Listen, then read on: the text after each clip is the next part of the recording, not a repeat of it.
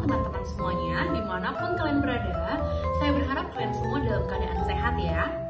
Nah, pada kesempatan kali ini saya akan membawakan materi perkuliahan. Namun sebelum itu, izinkan saya memperkenalkan diri terlebih dahulu. Perkenalkan, nama saya Niluputu Divya Jyoti Mahardika, biasa dipanggil Divya, dengan NIM 20111047047. Saya merupakan mahasiswi dari Universitas Pendidikan Ganesha, program studi pendidikan guru sekolah dasar. Nah, jadi pada kesempatan kali ini saya akan membawakan materi mengenai sistem AMONG. Nah, karena kita membahas materi mengenai sistem AMONG, tentunya kita perlu mengetahui siapa itu Ki Hajar Dewantara, kemudian apa sih sebenarnya sistem AMONG itu, dan selanjutnya kita akan membahas mengenai implementasi sistem AMONG dalam pendidikan, kemudian juga kita akan membahas mengenai dampak sistem AMONG dalam pendidikan Indonesia, dan yang terakhir kita akan menyimpulkan semua pembahasan kita pada hari ini. Yang pertama, kita akan membahas mengenai siapa itu Ki Hajar Dewantara. Terlahir dari keluarga bangsawan dengan nama Raden Maswardi Suryaningrat. Beliau merupakan tokoh bersenjata kertas dan pena yang berani mengkritik ketidakadilan yang menimpa bangsa Indonesia. Akibatnya, beliau diasingkan ke negeri Belanda. Raga boleh diasingkan, tetapi bara di dalam jiwa tegar menyala. Di tengah pengasingan, beliau justru tercerahkan karena dapat mengenal gagasan-gagasan dari tokoh-tokoh besar di dunia. Setelah beliau datang ke Indonesia, beberapa waktu kemudian, beliau mendirikan sebuah sekolah yang menyetarakan semua kalangan, Taman Siswa namanya. Sejak saat itu, beliau juga mengganti nama kelahirannya menjadi Ki Hajar Dewantara. Sekolah ini memiliki semboyan Ing Ngarso Suntulodo, Ing Madyo Mangunkarso, Tutwuri Handayani. Sebuah cara perjuangan yang beliau pilih untuk dapat memperkuat senjata terhebat, yakni pendidikan. Menurutnya, meraih kemerdekaan bukan hanya semata-mata mendapatkan kemerdekaan melalui penjajahan bangsa-bangsa, tetapi juga melepaskan diri dari kebodohan yang memenjara. Inilah sumbangsi terbesar yang beliau berikan kepada Indonesia sehingga beliau dinobatkan sebagai Bapak Pendidikan Indonesia. Nah, setelah itu kita akan lanjut mengenai apa sih sebenarnya sistem AMONG itu. Dalam pidato asas-asas tahun 1922, Ki Hajar Dewantara melontarkan bahwa metode AMONG ini digunakan untuk menjauhkan peserta didik dari kekerasan dan paksaan. Dibuat untuk menghindari segala bentuk paksaan dari pendidik ke murid-murid. Jadi, sistem AMONG itu merupakan sistem pendidikan yang dirancangkan oleh Ki Hajar Dewantara. AMONG memiliki pengertian menjaga, membina, dan mendidik dengan penuh kasih sayang. Jadi, pelaksana AMONG disebut dengan pamong, dan dalam bahasa Jawa disebut dengan momong. Nah, selanjutnya bagaimana implementasi sistem AMONG di dalam pendidikan di Indonesia?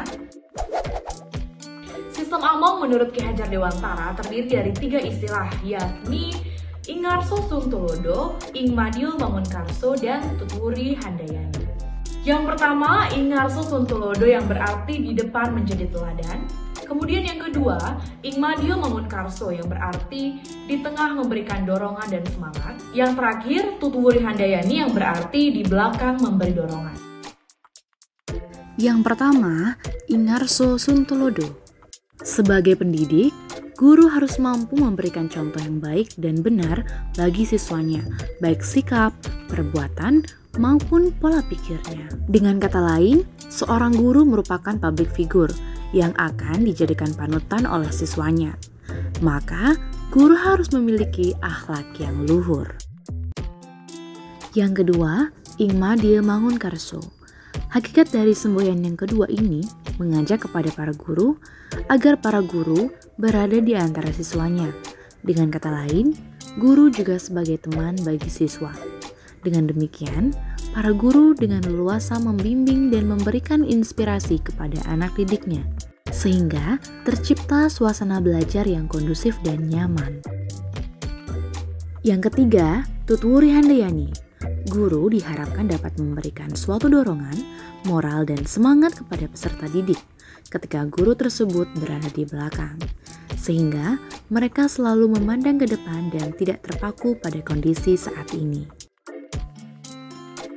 Nah, selanjutnya kita akan membahas mengenai dampak sistem Among dalam dunia pendidikan. Sistem Among oleh Ki Hajar Dewantara memiliki peran yang besar dalam perkembangan pendidikan. Penerapan ketiga prinsip Among membentuk kesadaran bagi masyarakat Indonesia, sehingga memiliki pemikiran yang maju dan mampu berkembang hingga saat ini.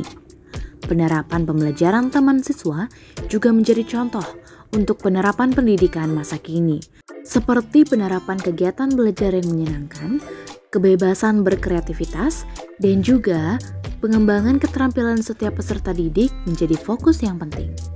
Pembentukan pendidikan berkarakter juga sudah ada di dalam penerapan pembelajaran taman siswa untuk membentuk siswa dengan akhlak mulia.